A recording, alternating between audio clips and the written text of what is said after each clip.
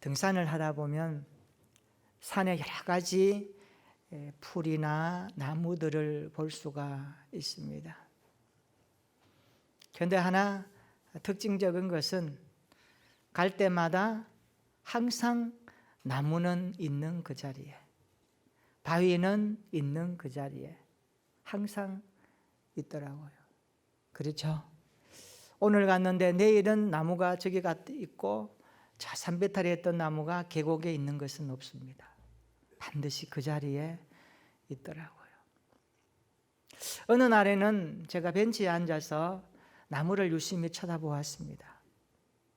저 나무들은 사시사철 어떻게 저기에 가만히 있을까? 더운 여름에는 좀 시원한 곳에 피하고 싶지 않을까? 추운 겨울에는 따뜻한 곳에 좀 있고 싶지 않을까? 생각해 보았습니다. 그랬더니 결론은 이렇게 답이 왔습니다. 나는 항상 이 자리에서 산을 지킬 거예요.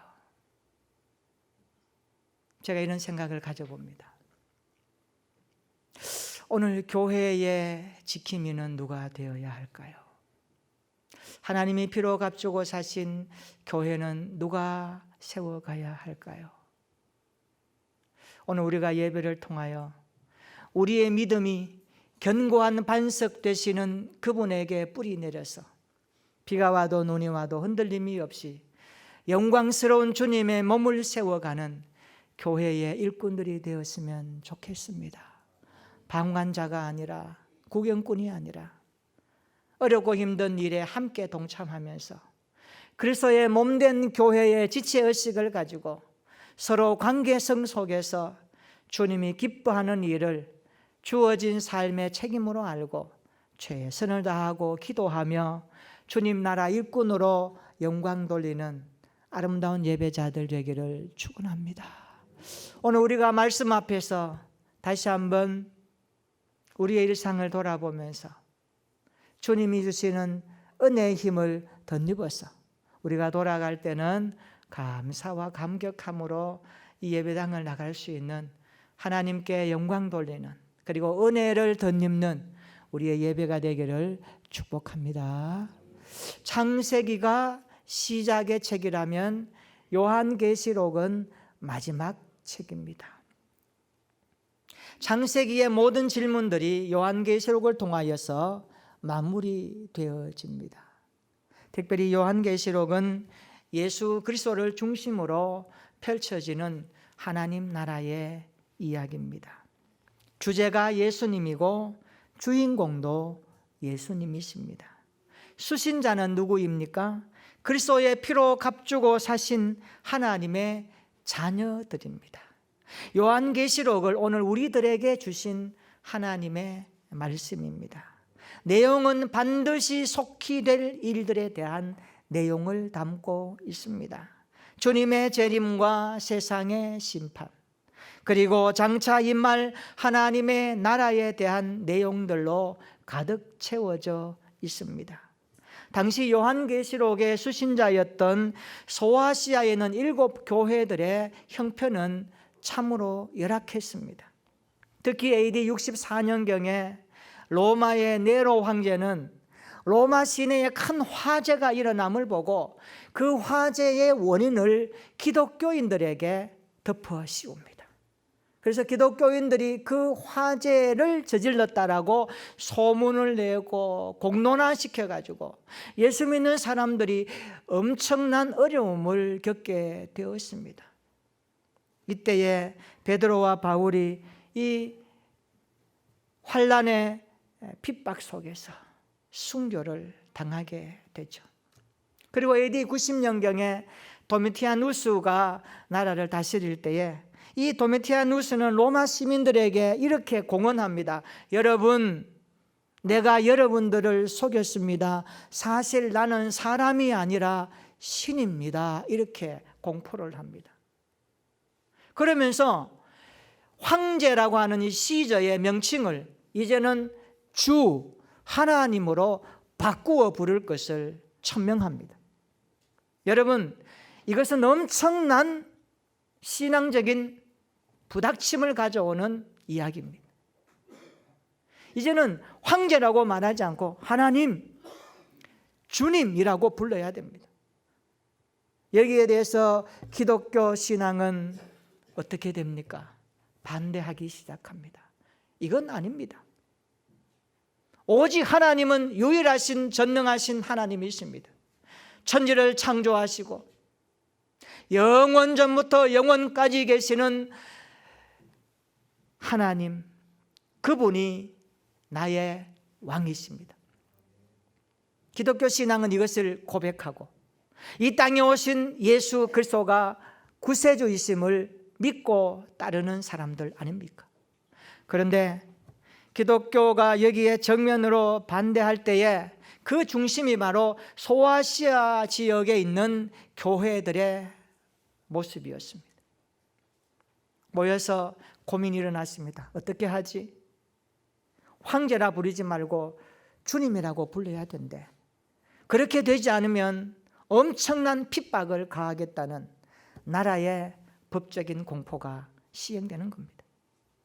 소아시아에 있는 7 교회들은 죽기를 각오하고 황제 숭배에 반대하기 시작합니다.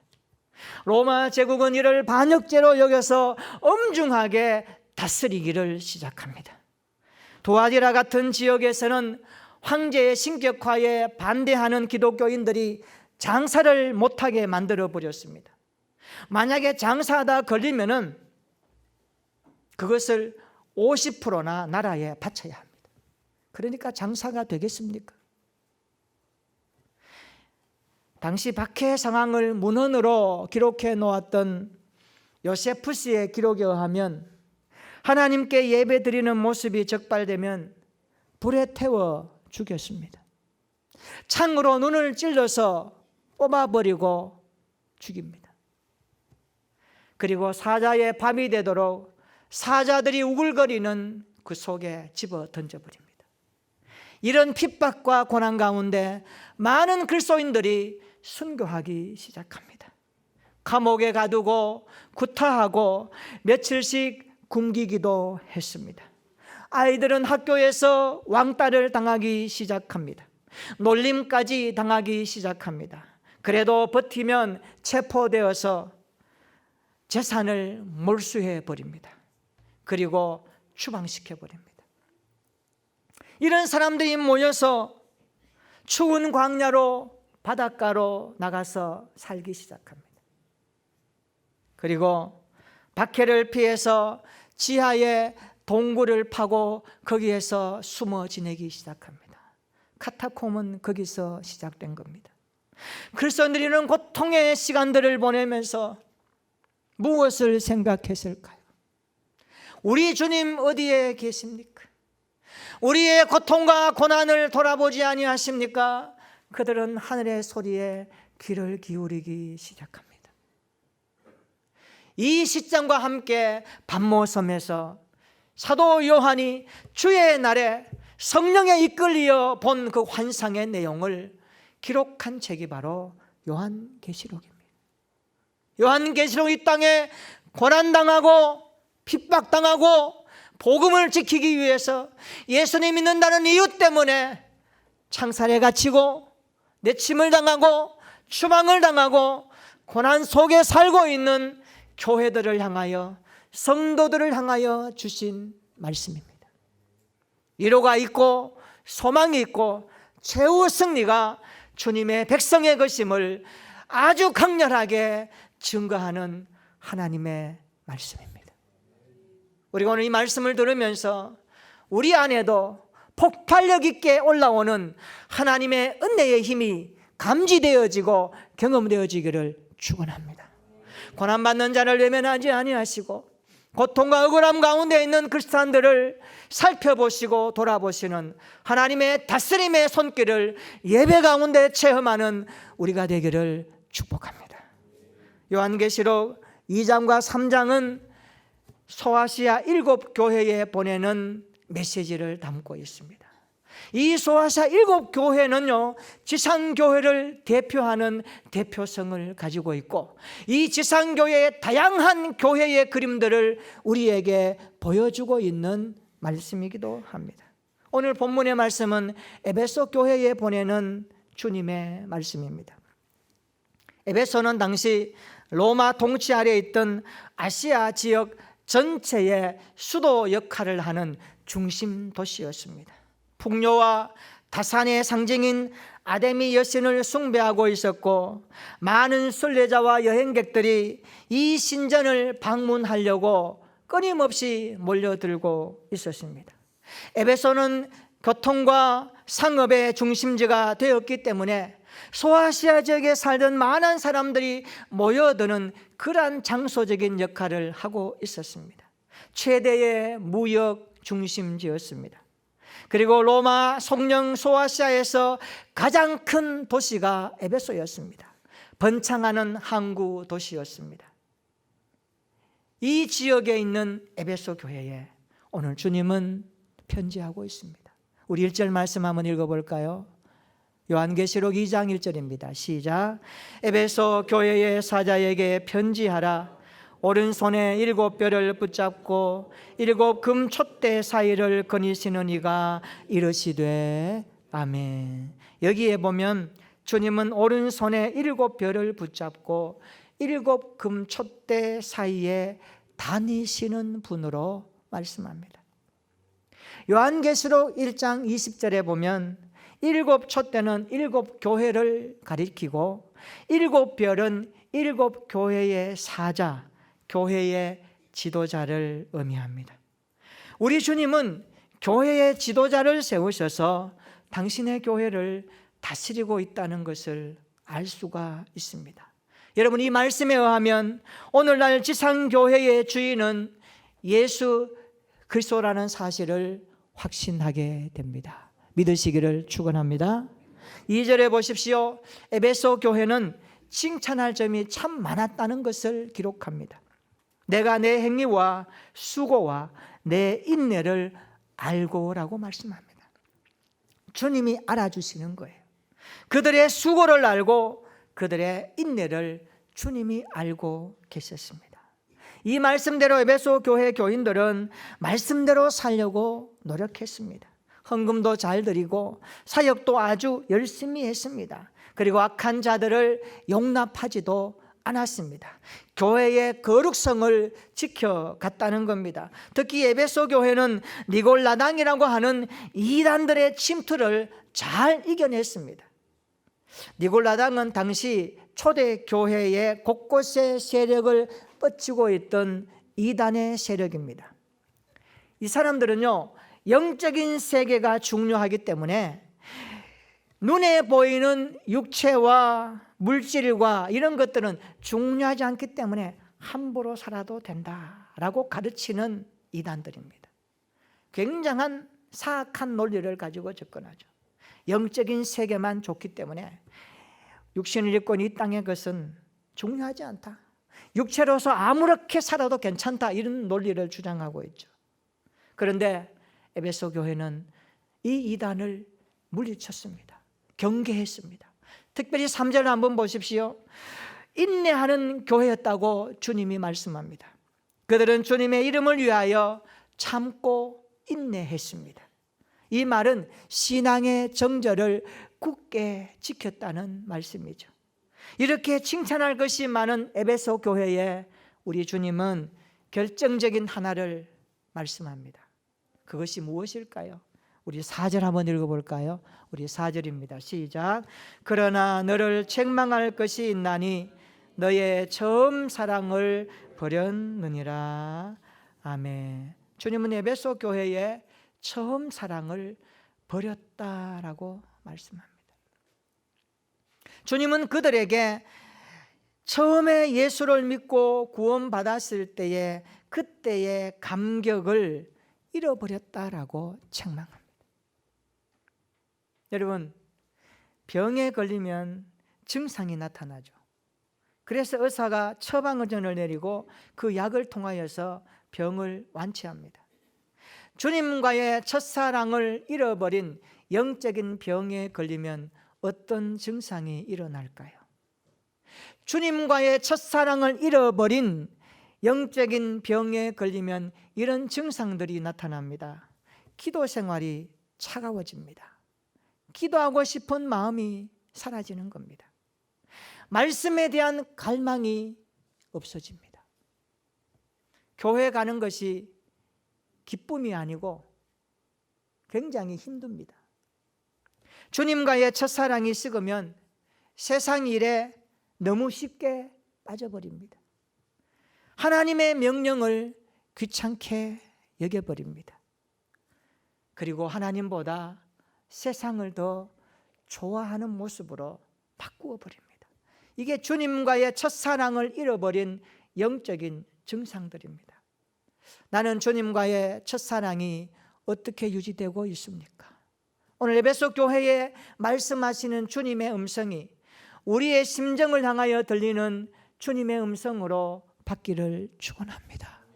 여러분의 삶의 현장을 아시는 주님께서 오늘 나에게 하시는 음성으로 받으면 이 말씀을 통하여 주님의 대답 속에 회복과 치유와 은혜가 경험될 줄로 믿습니다.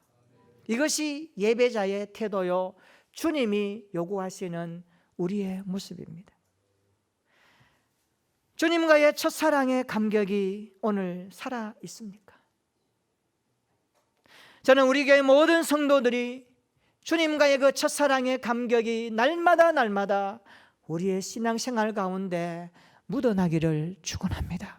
살아 꿈틀거릴 뿐만 아니라 그 첫사랑의 감격 때문에 날마다 더 뜨겁게 주님과 동행하며 살아가는 이 시대의 참된 그리스도인들이 되기를 축복합니다. 세상이 아무리 요동치고 세상이 아무리 힘들고 연락해도 그것보다 내 주님이 더 좋고 내 하나님이 더 소중하고 주님의 말씀이 내 인생의 힘이 되기 때문에 그 주님의 옷자락을 붙들고 그 주님의 손에 인도함을 받으며 날마다 이 믿음의 길을 걸어갈 수 있는 하늘의 사람들이 되기를 축원합니다. 예수 그리스도께 속한 이 시대의 참된 그리스도인들이 되기를 축원합니다.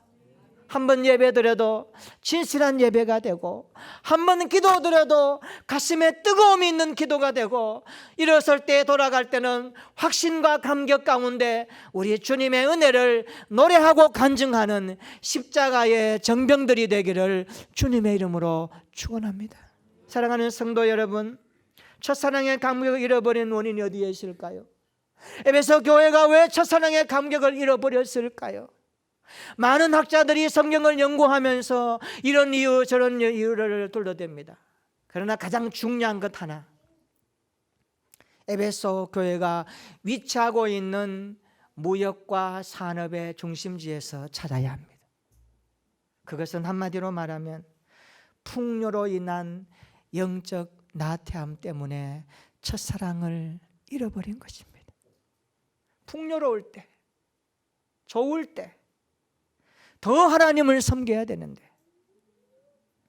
하나님 앞에 기도하고 고난당할 때 하나님이 주시는 그 풍성한 은혜를 주시면 하나님 감사합니다, 주님 앞에 노래하고 찬양하다가 언제부터인가 그것도 잊어버리고 기억하지 못하고 살다가 또 현실 속에 안주하며 살아가는 우리의 모습을 투영하지 않습니까?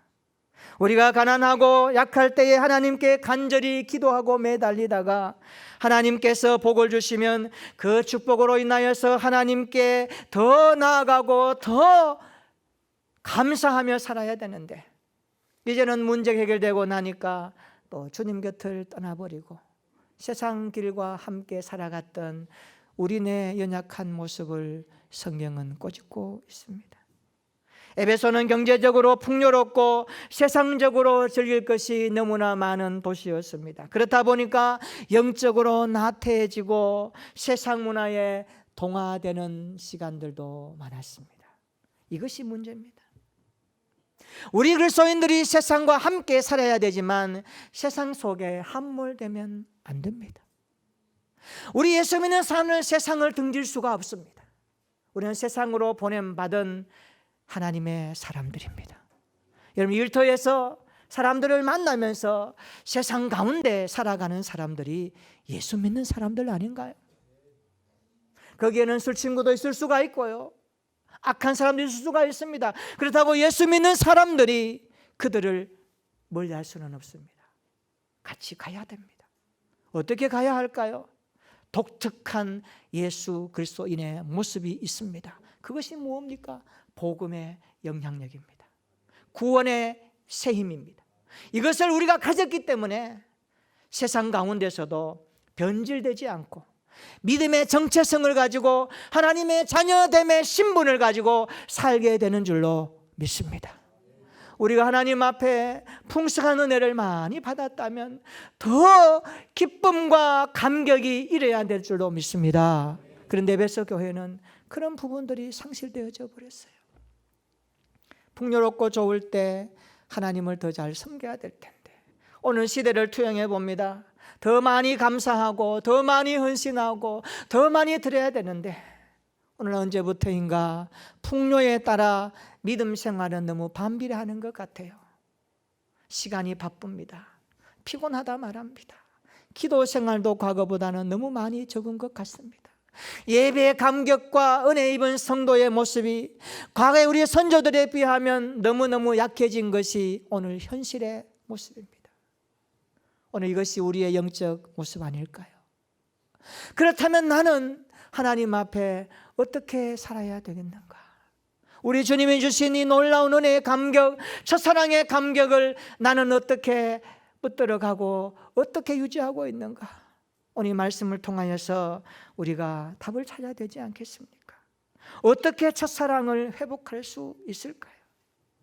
우리 5절 말씀 한번 읽어볼까요? 주님 이렇게 우리에게 답을 주십니다. 5절 시작. 그러므로 어디서 떨어졌는지를 생각하고 회개하여 처음 행위를 가지라. 만일 그리하지 아니하고 회개하지 아니하면 내가 내게 가서 내 촛대를 그 자리에서 옮기리라. 아멘. 주님은 첫사랑의 감격을 회복할 수 있는 답을 제시합니다. 오늘 3가지로 우리에게 말씀하고 있습니다. 첫째는요, 기억하라라고 말씀합니다. 따라서 합시다. 기억하라. 무엇을 기억할까요? 이 단어가 현재 진행형으로 되어 있는 거 보니까 계속 기억하라라는 말씀의 뜻입니다. 하나님을 떠난 것을 교정하기 위해서, 첫사랑의 자리에서 떠난 것을 교정하기 위해서는 어떻게 해요? 우선 어디서 떨어졌는지를 생각해야 됩니다. 기억해야 됩니다. 이것은 과거의 첫사랑의 은혜의 감격을 내가 기억하지 못하고 살아왔다라는 사실을 전제하는 내용입니다. 오늘 우리가 무엇을 기억해야 될까요?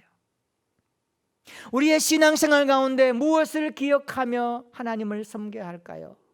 그것은 첫사랑의 감격을 기억하고 살아라라는 말씀입니다.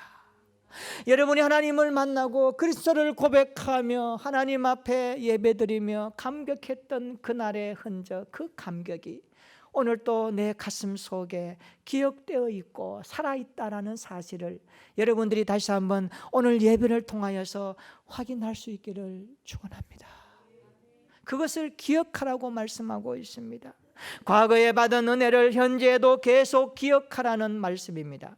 구원의 복을 주신 하나님을 계속하여 기억할 수 있기를 축원합니다. 하나님과 함께 했던 기억을 떠올리는 과정을 통해 오늘 내가 비참한 자리에 이르렀다는 것을 깨닫고 다시 한번 하나님 앞에 회복할 수 있는 은혜가 있기를 축원합니다. 왜 이토록 무너졌는지, 왜 축복을 주신 하나님을 망각하고 감사함을 잃어버리고 살아가는지 오늘 말씀을 통하여서 다시 한번 깨닫게 되기를 축원합니다. 그리스도 안에서 처음 믿었던 그 은혜, 그 맛보았던 은혜를 계속하여 기억하는 신앙생활 되기를 바랍니다. 주님 안에서 발견했던 기쁨과 행복을 기억할 수 있기를 축원합니다. 주신 은혜를 계속하여 기억할 때에 첫사랑의 감격이 회복된다라고 주님이 말씀하고 계십니다. 두 번째는요, 회개하라라고 말씀합니다. 기억한 다음에 바로 취해야 될 단계는요, 회개입니다. 이 회개라는 단어가 신약 성경에 70번 이상 등장하는 단어입니다. 회개란 하나님께 잘못한 것을 인정하고 그 잘못을 끊어버리며 첫사랑의 순수한 마음으로 다시 돌아가겠다는 결단입니다. 그것이 회개입니다. 하나님, 내가 하나님이 주신 첫사랑의 은혜를 기억하지 못했습니다. 망각했습니다. 내가 잘못했습니다. 인정합니다. 다시 그때의 첫사랑의 감격을 회복하여 오늘 이 자리에서 더더욱 주님이 주시는 은혜 속에 살아갈 수 있도록 나를 돌이킵니다. 주님의 말씀 안으로 들어갑니다. 하나님이 주신 은혜의 현장 속으로 다시 한번 회복되기를 원합니다. 기도하며 돌이키며 결단하는 시간이 회개의 시간입니다. 그때 첫사랑이 회복된다고 말씀하고 있습니다. 이것은요, 우물쭈물하지 말고 단호하게 회개하라는 뜻을 내포하고 있습니다. 미련을 가지고 꿈을 대면 회개하지 못합니다. 여러분, 오늘 예배를 통하여서 주님이 여러분의 가슴 가운데 말씀해 주시면 결단하고 돌아가면서 즉시 꿈을 내지 말고 행동으로 옮겨갈 수 있는 참된 회개가 있기를 축원합니다.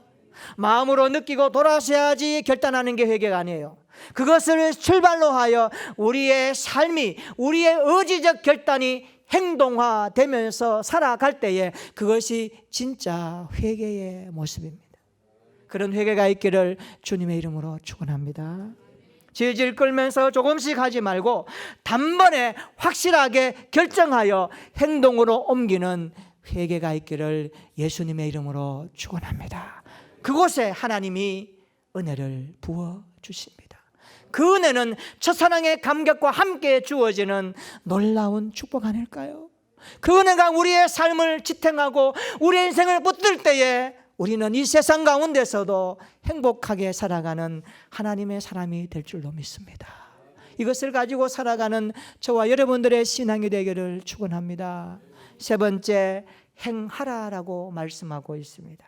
회개하여 처음 행위를 가지라라고 말씀합니다. 이것은 처음 행위를 다시 과감하게 행동하라는 말씀입니다.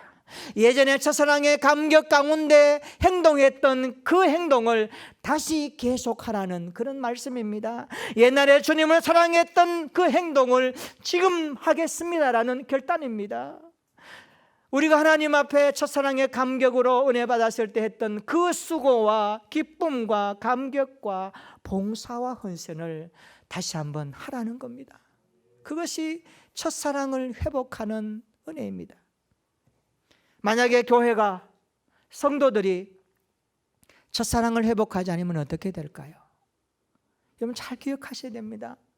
말씀은 우리에게 첫사랑을 회복하라고 말씀하고 끝나지 않습니다. 만약에 주님께서 우리 교회에 저와 여러분들에게 첫사랑의 감격이 있니?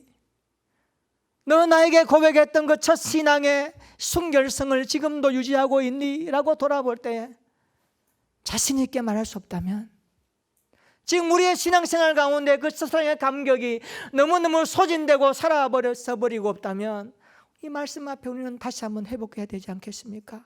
기억하겠습니다. 회개하겠습니다. 그리고 행동하겠습니다.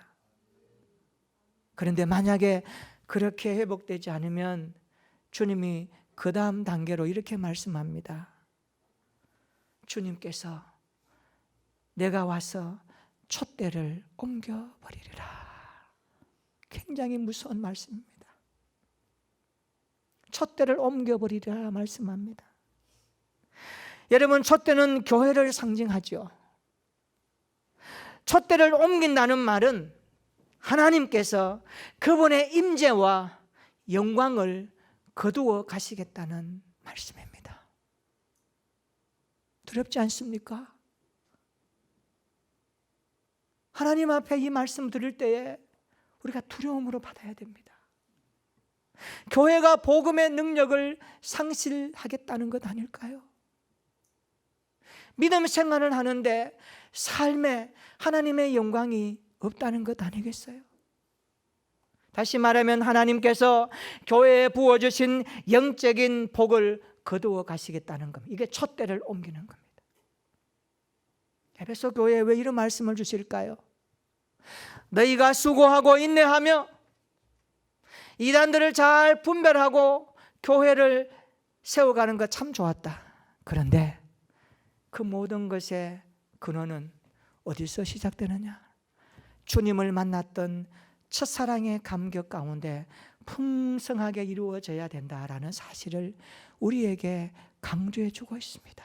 그래서 오늘 교회는 이 첫사랑의 은혜와 감격이 풍성하게 교회 구석구석에 성도들 가슴마다 우리의 영적 관계 속에서 날마다 친밀하게 예수님이 우리에게 부어주셨던 그 첫사랑의 구원의 감격이 날이면 날이 갈수록 뜨겁게 일어나야 될 줄로 믿습니다.